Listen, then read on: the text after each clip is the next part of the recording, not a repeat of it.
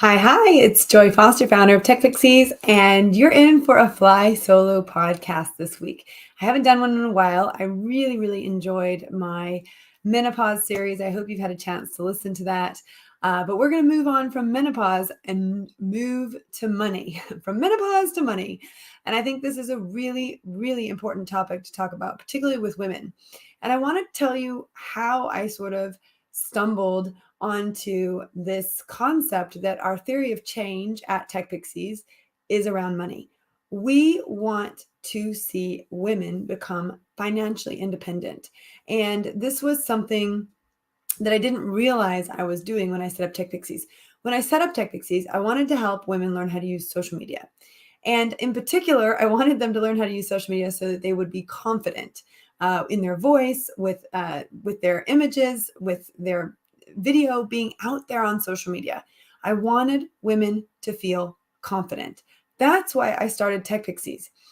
As women became confident, they started to leverage social media in order to return to work, change careers, or start a business.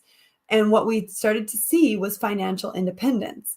Now, I've worked with over 800 women to this day in our paid programs, and the transformation has been incredible. Watching women who were out of work go back to work, or watching women in careers that they weren't thriving in switch, or watching women who had an idea for a business for many years who'd never taken action on it, leverage social media in order to do that. It has transformed lives in so many different ways. We've had marriages, we've had babies, we've had lifelong friendships, etc. But at the end of the day, what I realized is by giving women social media skills that then help them have confidence, they can take those two skills and they can become financially independent.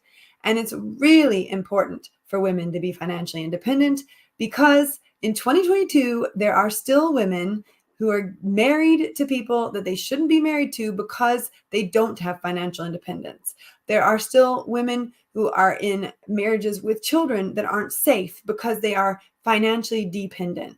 And it's really important as we go into what's white. There's a white ribbon day on Friday the 25th, which is all about raising awareness for reducing violence against women.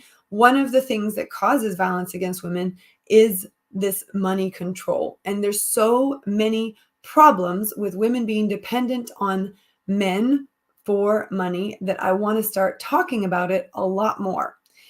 We have had many women as they have come into their own at Tech Pixies, as they've become financially independent, be able to walk away from marriages that weren't working for them, be able to move their children into places that are safer for them. And I'm really proud of that. And I didn't realize that was going to be something that would come off the back of the work that we do here at Tech Pixies. So let's talk about financial independence, why it's important, and how I sort of stumbled onto it and not realizing that's what I was trying to create. And a huge part of this had to do with my own money mindset journey and realizing that money was not a priority for me for a very long time. Raise your hand if you're listening to this and you're running, or you're listening to this and maybe not take your hand off the wheel if you're driving, but raise your hand if you've ever said these words. Money doesn't really matter that much to me, right? It's not about the money. Money doesn't matter that much. It's not that important to me. If you've said those words, you know that I know how you feel because that was me. I grew up in a very privileged home, and it's been a conversation I haven't wanted to really talk about publicly because I don't know how people are going to react to it. But we're on a podcast talking about money. And one of the things you have to know is your experience with money shapes your perspective of money. And it's really interesting what people say and don't say as you're growing up, that how that shapes you. Now, it'd be really easy, as we all know, to blame our parents for everything. So I'm not going to, this podcast is not about blaming my parents for anything. What it's about doing is observing myself in the different scenarios in my life and how I felt about it. Because what we know is that we have a money story. So if you grew up with a family, and this wasn't the case in my family, but if you grew up in a family where someone says money doesn't grow on trees, or, save your pennies for a rainy day, or someone who gave up on a dream to become an entrepreneur, and therefore they have certain viewpoints on whether or not you should take investment, etc. Which, by the way, investment didn't exist in the way that it exists today for businesses 20 years ago, 50 years ago, particularly for women. So the point is, if you grew up in a household where money was talked about at all, there's probably a series of sentences that you heard growing up. And this is your money story, right? And how you feel about it. So some people who are raised with a lot of privilege feel embarrassed by it. I know that for some of you who weren't raised with a lot of money, you might go, well, why would they feel embarrassed by it? Well, sometimes people do. Sometimes people feel embarrassed that they come from a family with money. And equally, you'll have people who come from families with no money whatsoever, and then they think everybody with money is greedy and selfish and out for themselves. So you have two people from very different perspectives having feelings about money. And so for me, it was a situation of, I grew up in a neighborhood that was considerably one of the nicest neighborhoods in the state that I grew up in. And I was going to a state school where most people who went to the state school didn't live in the neighborhood that I lived in. There was only a small group of people from the neighborhood that I lived in. In fact, at one point, there were less than 10 kids in the whole neighborhood I grew up in going to the school I went to. So when you have a situation like that, where you come from a privileged background and you're going into a school where most people don't live the way you do, it can feel awkward. It can feel embarrassing. And for me, that was a situation that I dealt with on a regular basis. So I learned to feel embarrassed about money. Now, what happens when you're embarrassed about money is that then you don't want to attract it to yourself, right? So I have spent a long time, it has growing up, as you will. I just turned 43. I spent a long time in the 43 years I've been alive. I spent a long time being embarrassed by money. And what this does for someone is it says to money, if I'm not interested in you. I don't want to worry about money. I want to do good in the world. And that's the place that I came from. I was embarrassed by money, and I really wanted to say money doesn't matter, and I'm just going to make the world a better place. Subconsciously, what this does, now that I'm a master neuro coach, I'm a brave thinking master. I have the life coaching mastery training from the Brave Thinking Institute, as well as the master neuro coaching from Dr. Shannon Irvin. I now understand how the brain works. And I now understand that those thoughts repeated over and over again, thoughts and emotions repeated over and over again, create a belief system. And we make decisions out of that belief system. And we either take action or we don't take action. So let me ask you this. If someone's embarrassed by money, what kind of action do you think they take when it comes to money? Well, they don't take bold, brave actions that make them lots of money because it's not what they want. They're embarrassed by it. So equally, if someone's on the other end of the spectrum, let's say they've been raised with no money whatsoever, and it's always been a struggle, and their parents have always said,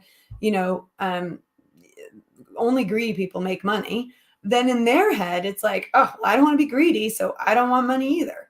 So we have this huge issue where people on both sides of the spectrum are really struggling to get to a place where they're comfortable with money, and they want to make money, and they want to become financially independent. Now, this is exacerbated for women for two reasons, okay? Two major reasons.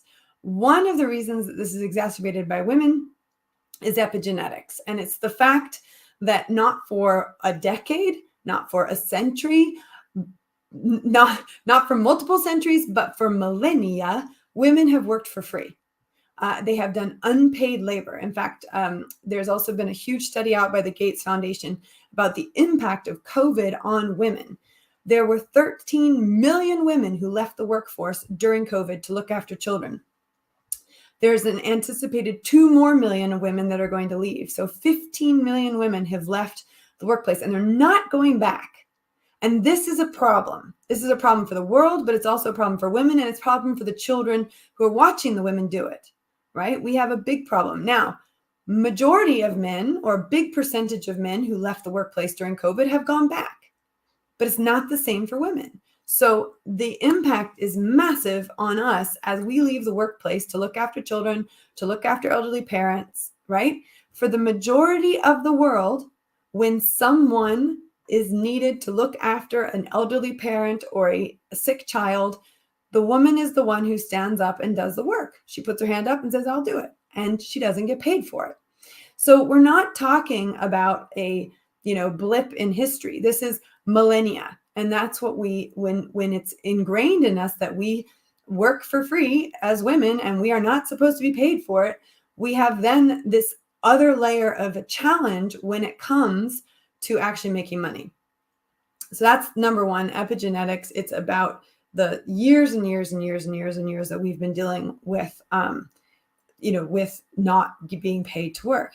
The other thing that we deal with as women, in all frankness, is the safety, right? The safety of the workplace, the rights within the workplace, what rights we have, what rights we don't have. The Me Too movement was popular for a reason. When I had my very first job at Bear Stearns, which no longer exists anymore, but my very first job at Bear Stearns, there was a night at the where everyone was invited out. The whole team was invited out for a team meal, and only 3 people were not invited, and that was me and the 2 other assistants, and all 3 of us were female. And when I went into the boss's office and I said to him, look, I don't think this is fair. Everyone's going to the dinner except for me and the other 2 gals. What's going on? He said to me, you'd be a distraction.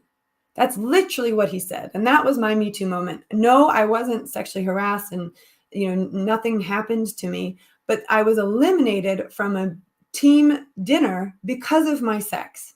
Now, I have women who've come through our program who have worked in an office with men who've been sexually harassed or attacked, and they don't ever want to work in an office again.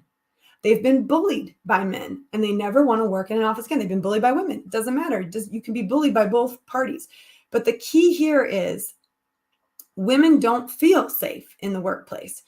We have a huge movement right now in the UK about menopause. Why is that important? Because menopause is actually a period of time that affects women just like puberty affects teenagers, and it massively impacts their ability to do their job. And unless there's measures in place to make sure that person feels supported, they will leave their job. So the 2 major factors here that are against women when it comes to becoming financially independent have to do with millennia of working for free and the expectation that that's what's done and right in the world, and this fact that it's not safe for women to work in the workplace. And for a long time, they couldn't even have bank accounts. I remember when Dame Stephanie Shirley wrote her book, Let It Go, she couldn't even open her business account without her husband. He had to open the business account for her. Now, this was back in the 1960s, but we're not talking a long time ago. It's not even 100 years ago. A woman couldn't even open a bank account, right? So we do have some factors against us. That does not mean that we should say, oh, well, forget it. It's too hard to make money. Let's not do it. Absolutely not. That just says, okay, this is where we're at. This is the groundwork. And let me just add in the fact that if you are also from an ethnic, diverse background, it's even harder, right? Let's just throw that on. There's the third reason, right? Not just women. You come from a background that is ethnically diverse, or you come from a different sexual orientation. Let's just make it even more complicated, right? So there are reasons why women are not financially independent. And it has a lot to do with these epigenetics, being expected to work for free, the rules and the safety around what it's like to be a woman in the workplace. And then, finally, let's just be clear that not everyone is equal. And as much as we try and make it equal, the stats show the truth, right? So that's where we're starting with on this. And no matter what background you came from, you got that, right? That's the foundation that your background is built on. So even if I came from a privileged family where, I could go to great schools and I could get a fantastic education, which I did. I got an amazing education. I am so grateful for it. I have also the fact that I've got to contend with being a woman, right?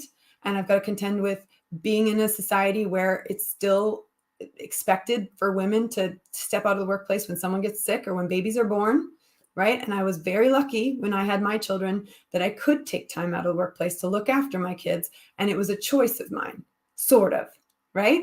I lived in Switzerland. And if you've heard my story before, you know what happened to me.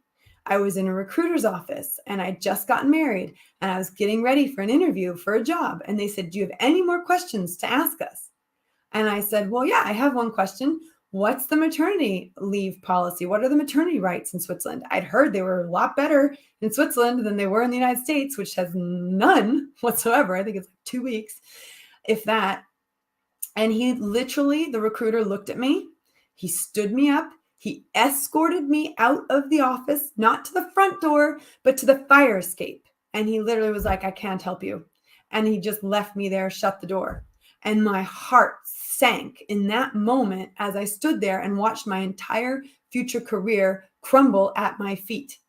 Here I was, a highly educated woman from one of the 7 sister schools in America, which were effectively the in the early days when the Ivy Leagues didn't have women at them. There were 7 sister schools, and I was at Skidmore, which was one of the 7 sister schools. I went to Phillips Exeter Academy, one of the best high schools in the world, certainly one of the best high schools in the United States. Mark Zuckerberg came out of Exeter. A few presidents have. It's a place where you're expected to go and do great things in the world. So here I am, this woman who's, left school and I've just gotten married and I'm standing there ready to go tackle a career that still works with my family. And I'm walked out to the back of the building and left at the fire escape with my future career crumbling around me. That's what we're dealing with here, right? And I've got a fantastic education and I've got an incredible background, and I still saw my career crumble in front of me. So I get on the train to go back to Lucerne, which is where we lived, from Zug, which is where I was having this conversation. And I start thinking, there's got to be other people out there like me. There's got to be other people. I cannot be the only person who's moved overseas to be with my husband, given up my career, and now I'm sitting here. What the heck do I do, right? And it turns out I wasn't the only one. The idea I got on the train was to start creating an environment where people could come together to connect with each other who are in similar situations to myself. And that's where my first business idea was born. It was actually another one of my friend's ideas from the church, but I helped her build it. And this fueled my fire for the burning desire to see change happen for people like me. So the key here is we have a background, we have a money story, and that money story is taken in part from what our background is, how we grew up, where we grew up, what our parents said about money, what they didn't say about money. I know people who grew up in houses where money wasn't even talked about. So the key here is we have a background. We are not our background. We have a story. We are not our story. So the first 2 steps in working through money mindset is to establish what your old money mindset story is, like what the money mind story is. Where did you grow up? What did your parents say? What did you learn? How did you feel? Key word here is how you feel. 2 people in the exact same situation can feel completely differently about it. Now, that does not make one right and one wrong. You just recognize this is how someone feels. And it may not have been the intention for that person to feel that way, but they felt that way anyway. Was some of the best counseling advice I'd ever received in my life. Was 2 people can look at the same situation and feel completely different. Neither one of them are wrong. That's how they feel. So when you look at your money mindset story up until now, look at, what did you think? What did you hear? How did it make you feel? How does money make you feel? How did money make you feel? And we know Einstein says everything is energy.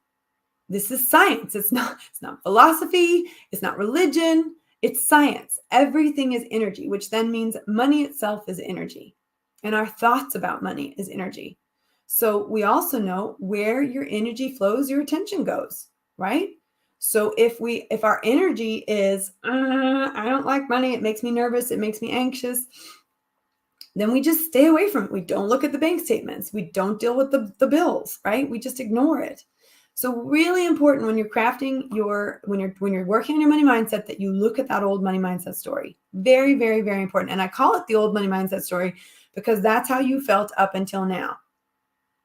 The very fact that you're listening to this podcast means you're interested in shifting that money mindset. And I was very interested in shifting my money mindset, right? I wanted to feel differently about money, but I didn't know that's what I needed to do. I knew I wanted things to change, but I didn't know what I wanted to change or how I wanted to change it. So one of the things that I did was I got coaching, and one of the coaches that I had said, you need to know what your values are. What are your values? And we did this exercise where I wrote out all my values. And then what he said was, okay, now you have to trade one of your values in order to save the world.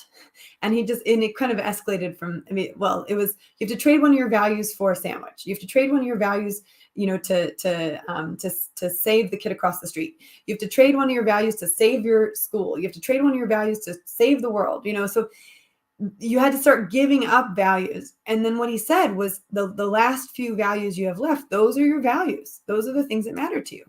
And for me, my values have always sat around faith. Number one, always faith. Family is in there. Number two. And then it was things like fitness, friends, fun. But one thing that wasn't there was finances. It wasn't even in my value set. And we're talking in the last couple of years. This is a realization, a revelation I made in my 40s, right? We're not talking about something I discovered 20 years ago. But in doing all the brain work that I've had to do in order to build a business that has generated over 1.38 million pounds of revenue, I had to do money mindset work. In order to have the guts to go and raise money for the business, I had to do the work. I had to get confident about what I was talking about. I had to get confident about numbers. I had to create a business plan. I had to go and pitch a business plan. And I'm doing it now. I just created a new business plan for the next 3 years, and I've got to go pitch for 500,000 pounds. Previously, I was only pitching for 90 pounds. Now I'm pitching for 500,000. We evolve. If we want to evolve, we can evolve, but we have to take those steps, and we have to look at, what am I thinking? What do I want to think? How do I bridge the gap between where I am and where I want to be? It's really, really important. So the first step is, what's my old money mindset story? In the Money Mindset Masterclass, which is on special offer until after Cyber Monday when the price goes up, in the Money Mindset Masterclass, I do an exercise where I help you craft your old money mindset story. And I call it the I hate money story. It's all the feelings that you hate about money that you currently have. And we get you to write them all down. And then the second step is the I love money story. And it's really taking all of those sentences and saying, well, if these were positive sentences and I loved money, right, what would I say about it? And there's a great story that one of my mentors tells when she went to go see a speaker. She really, really wanted to hear, he was a transformational speaker, amazing person. She really wanted to hear what he had to say. So she was there, she's in the front row, she's ready to go. And he comes out on stage and he kisses money. And he goes, oh, I just love money. And he starts talking about it. And she's sitting there going, that's not even spiritual. I love money. That's just so wrong. And he said, and then he said, what if instead of kissing my money, I brought out my grandchild, and I gave him a big hug and a big cuddle and kiss on the cheek and said, oh, look at my grandson. He's so cute. And isn't he wonderful? Wouldn't you feel differently?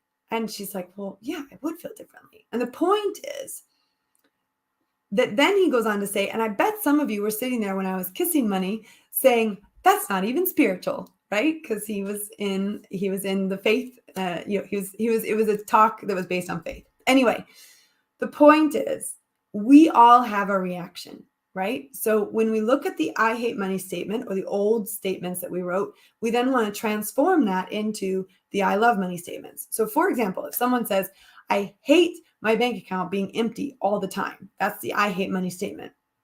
The I love money statement is, I love that my bank account is full every time I check it, right? So it's the opposite of that. And that's really important, that we start to recognize what the expansive feeling would be if you had it. So the I hate money story is like, here's all my negative thoughts, my automatic negative thoughts, my ants around money. And the I love money story is, if I transformed those, this is what I would be saying to myself. And just even doing that exercise, you can see how you would feel differently. For example, instead of saying I'm embarrassed by money, I could say I'm really proud of the fact that I've built a successful, sustainable business, right? I could say that. Even if it's not yet true for me, that's how I want to feel about it. Then I can create and craft that statement. And then I can go to work at putting a plan into place to make it happen. So the third step is your money mindset action plan. And when in the Money Mindset Masterclass, I go into this in really deep detail. And this is where we look at what would I love? What would I love to do to make money? And you come up with all the ideas you possibly can. And there's 20 of them. You come up with 20 ideas, and you have to come up with 20. That's the minimum viable number, right? We need as many ideas as possible. We live in an abundant universe. And if you don't think we live in an abundant universe, look at the abundance of bills you have. Look at the abundance of outgoings you have, right? We live in an abundant universe. It's just how you're looking at it that matters, right? We don't even know where the end of the universe is. We have about a teeny tiny percentage of understanding of how science actually works. Like metaphysics opened up an entire can of worms that no one really knows that much about. So we have to understand that on a basic level, we live in an abundant universe. We are part of that abundant universe. We are all interconnected into that universe, right? This we know is true because if I act a certain way, that affects the people around me. We are interconnected, right? Really important to understand that. And we have an abundance of ideas. So we want to push you in this exercise to think of 20 different ways you could make money. And then I go into detail about how you take those 20 ideas and you come up with a money mindset action plan. And here's my favorite part of this.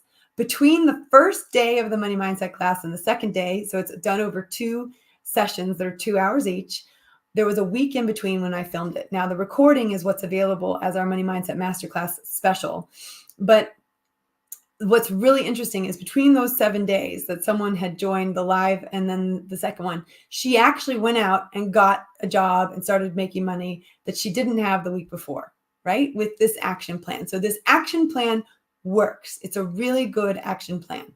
And it's a really wonderful piece, a wonderful tool. So I hope you will go and grab the Money Mindset Masterclass. Now let me tell you about the Money Mindset Masterclass for a second. It funds our scholarships for women who can't afford to do our social media training because they're on universal credit.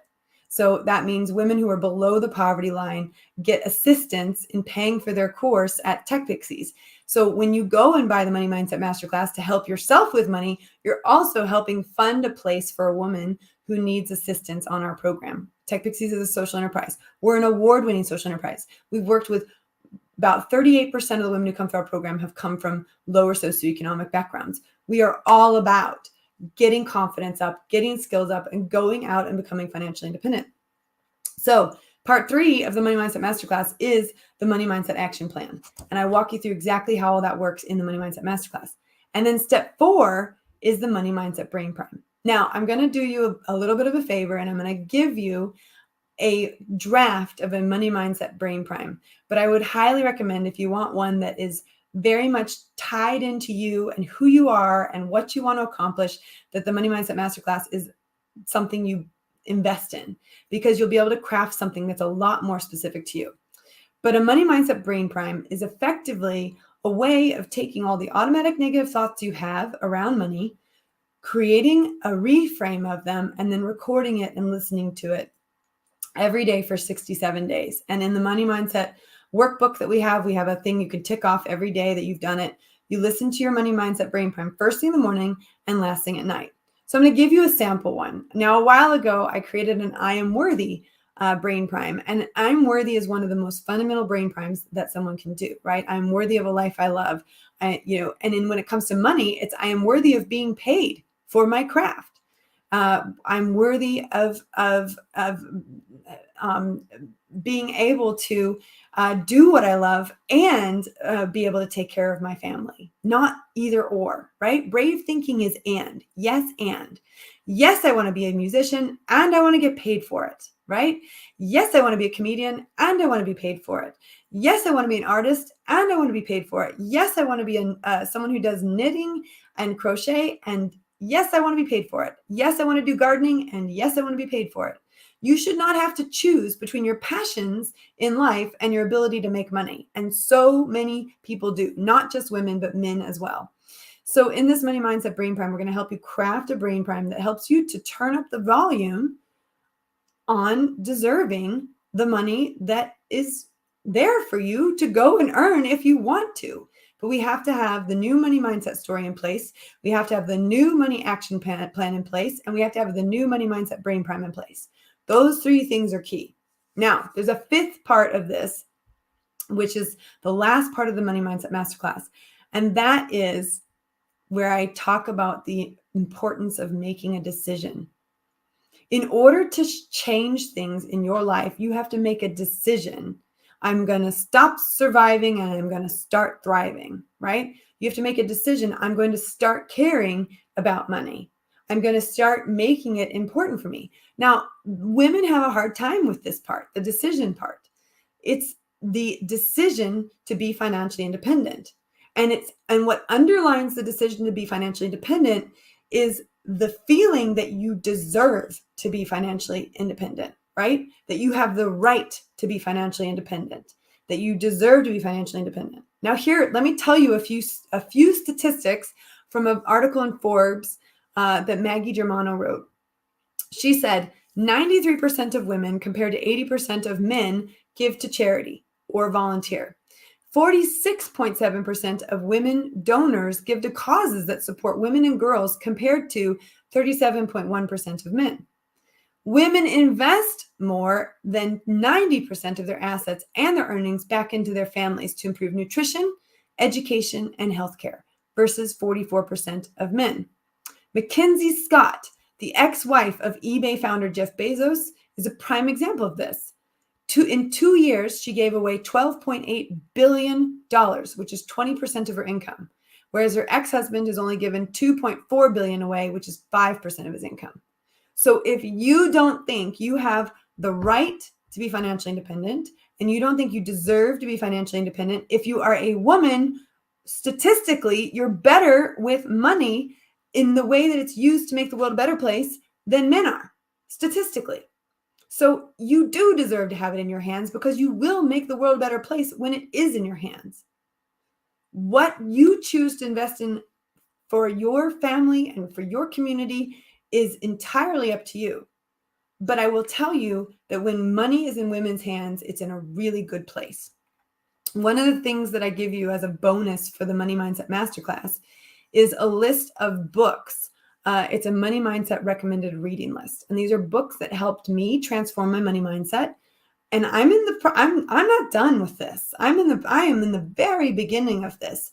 I only started working on money mindset probably around the COVID time. And that's when Tech Pixies grew really, really fast. And I mentally wasn't ready for it. I always wanted it to grow really fast and I always wanted more people, but then I didn't know how to deal with it because I'd never seen that much money come into my life that quickly.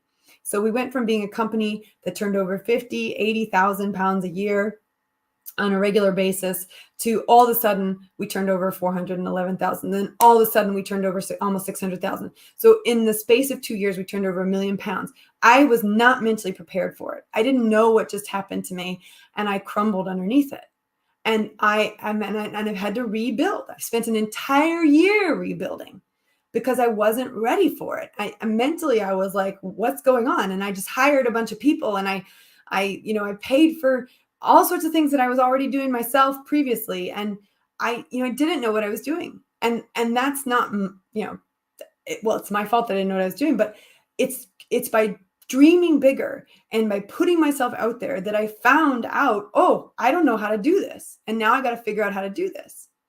Many of us don't even take those bold steps to put ourselves out there to the extent that we learn all of this stuff. I was listening to a podcast today and they were talking about launching a mastermind and they were saying launching a mastermind was the best personal development move I ever made because I suddenly had to become a leader. And I thought that was so true. When we take bold moves with our life, we learn more than when we sit and stay safe. And people like to stay safe because we don't have to grow. But we want to grow. As humans, we want to grow. We're in a growing universe. The universe is ever expanding. We are part of that universe. You do not wake up in the morning and breathe yourself. You do not wake up in the morning and make your heart beat, right? Those things happen to us. We wake up, it's like, okay, we're here, another day, let's go do something. How are we going to do it? Are we going to do it with an old money mindset or a new money mindset story? I'm going to just wrap up this podcast on this one really important thought, and then I'll do the brain prime. Money mindset is fundamental to women making the world a better place, becoming more empowered. We must embrace it. We must take steps to understand it and to break it down and to craft new stories and to lean into those new stories if we want to have the biggest impact that we can on this earth. So what I really want you to do is turn up your sense of deserving. Turn up your sense of trusting that the way it's always been done is not the way it's supposed to be done, right? The career choices that my mother had, I have two moms. The career choices that my mothers had when they were going was like nurse or teacher. That was it. They did not have the options that we have now as women. And it's our job, especially post-pandemic, to fight to make sure that we get those 15 women who've left the workplace back in the workplace. When women start businesses, they hire other women. Probably over the years, I've hired 40 women in various different jobs to do various different things at Tech Pixies, maybe more. Very important that we're providing environments where women can go and get flexible, well-paid work, right? Super, super important.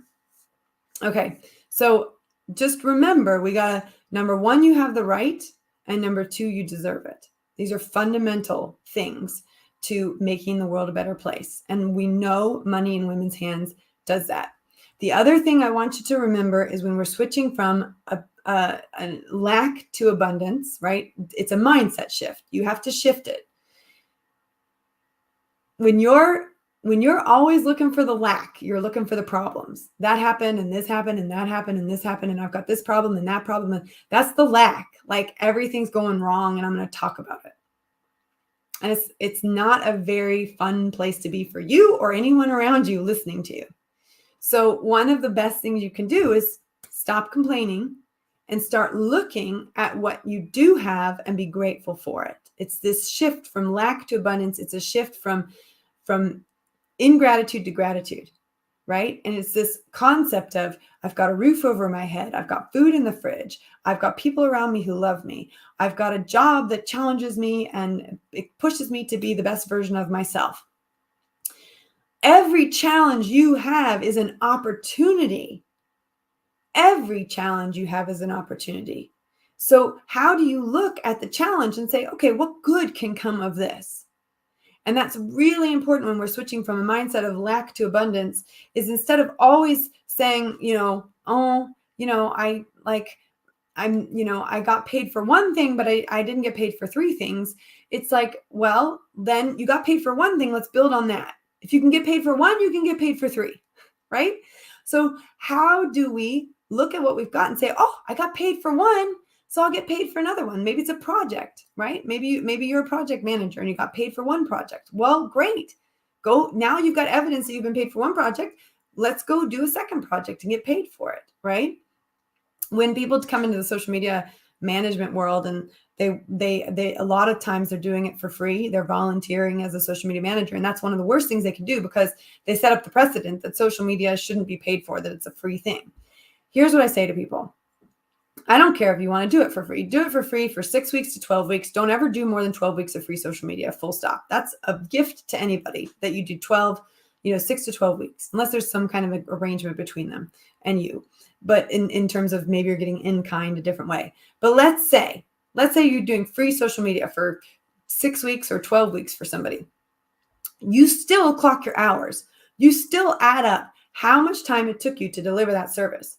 And then you send them an invoice with 100% discount. But you send them an invoice every single month so that they know the value of your work and you know the value of your work.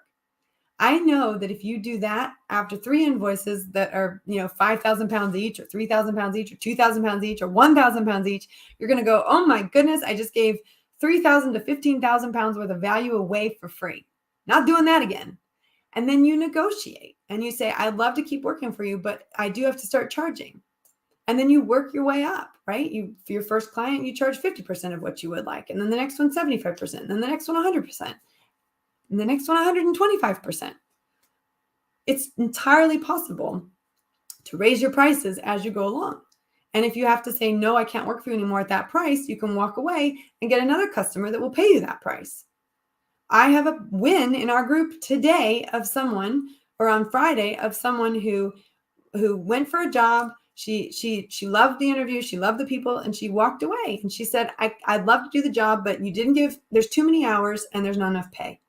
And they said, if we change the pay and change the hours, would you reconsider the role?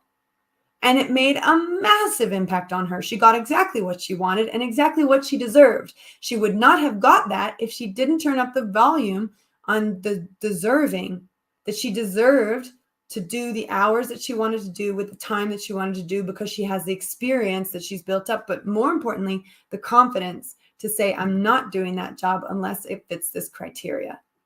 And let's just say right now, there's people want people in jobs, and it's hard to find people for those jobs, good quality people for those jobs. So if you're good at what you do and you're confident about your worth, you are going to be able to do some good negotiation right now, because it's the great resignation. People are moving and getting better offers all around us. Okay.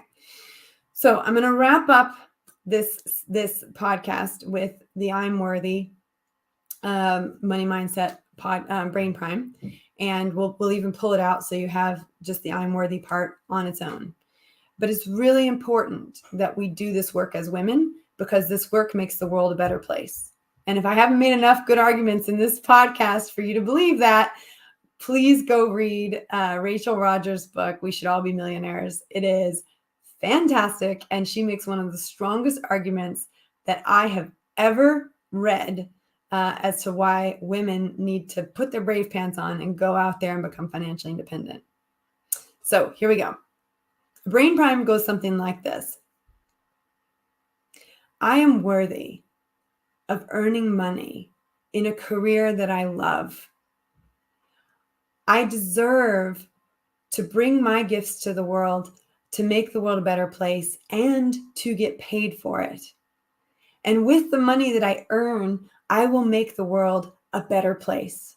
I will invest in my education, my children's education, their health, their mental health, my personal development, their personal development. I deserve to earn money doing something that I love. I am good at what I do. I am really good at what I do. And I have spent years learning this craft and honing this craft. And I bring my unique and special perspective to the world with this craft. I deserve to get paid for it. I have the right to get paid for it. And I will make the world a better place when I do. There's your money mindset brain prime. Something along those lines. Now, if you don't have kids, you got to change it, right? You can invest in your grandchildren or your godchildren or your nieces or your nephews, or maybe you want to invest in making the planet a better place. You know, one of the things that I want to do when I have a nice, healthy profit in the company is I want to invest in mammogram screening for women, right? It's impossible to get a mammogram in this country, in the UK. I'm saying this in 2022. It's impossible to get a mammogram if you're not old enough. Right? I'm 43. I couldn't get one if I tried, and I did try. I had to fly to America to get a mammogram, right? And it turns out I've got the kind of breasts that they have to do extra mammograms on because it's thick. Like I have thick tissue, and you can't always detect things on thick tissue. I've had too many friends die of breast cancer at my age, in their early 40s. So that's what I care about. That's what I'm going to invest my money in when I have a profit. So that's what we also want to be saying is, what are you going to spend your money on when you're profitable? What are you going to spend your money on when you've got more money than you need, right? Or more money than you would love, right? What would you dream a bit? Dream a bit. I imagine this bus, this mammogram bus. They have them in Northern Ireland. They don't have one in England. A mammogram bus that says Tech Pixies all over it. And it's driving around the country, and women can get mammograms no matter what age they are. They just have to go onto the bus, get the mammogram. It's done. How cool would that be? How cool would that be? That's why we need to make money, because we can do amazing things with it. So I invite you, if you haven't already got your hands on it, to go grab our Money Mindset Masterclass. It's available at special offer until Cyber Monday, and then it goes up in price. So this is your last chance to get it at the current price. So if you go to techpixies.com/money mindset, that should be where you need to go in order to get your hands on the Money Mindset Masterclass. It is a replay. I did a live training. I may do a live training again. It was really, really fun, and people got a lot of value out of it. But for now, the replay is available. If we do a live again, anyone who buys the replay will be invited to come to the live. So I would really encourage you to get your hands on it. I'd really encourage you to step up as a woman, become financially independent, do the work you need to do, read the books, get the coaching, get the support. Don't leave this any longer. Don't wait on this. It will not change unless you invest your time, energy, effort, and money into it. And it's worth investing your time, energy, effort, and money into it because of what it can do for the rest of the world. I hope you have a fantastic day. Thank you for your listening today. I really appreciate it. And I also want to say huge thank you and gratitude to those of you who are loyal podcast listeners. Today, I found out that we passed the 75,000 podcast download mark. Since we started the podcast. In fact, we're almost at 77,000. We now have a new goal of 100,000. So please, if you found this podcast helpful, share it with someone you know who might benefit from it. The fact that there have been almost 77,000 downloads of this podcast just make my heart melt. And I'm grateful to every single one of you who listens to this podcast. I'm grateful for every single one of the 500 5-star reviews we have across Facebook, across Google, and across our podcasts, Apple Podcasts. It really matters to me. And I am so, so grateful. So please share this podcast with anyone you know that might need a little bit of help with their money mindset, which, by the way, is pretty much every woman you know. So please share that. Please share our mammogram series. You can find all our series at techpixies.com/free resources. And at techpixies.com/podcast. And you can also register to be notified whenever we do a live podcast so you don't miss them live in case you want to come on and ask any questions. I'm so thankful to you and your time, and I appreciate you, and I hope you have a great, great day, week, month, rest of your year, and I look forward to seeing you in the Money Mindset Masterclass.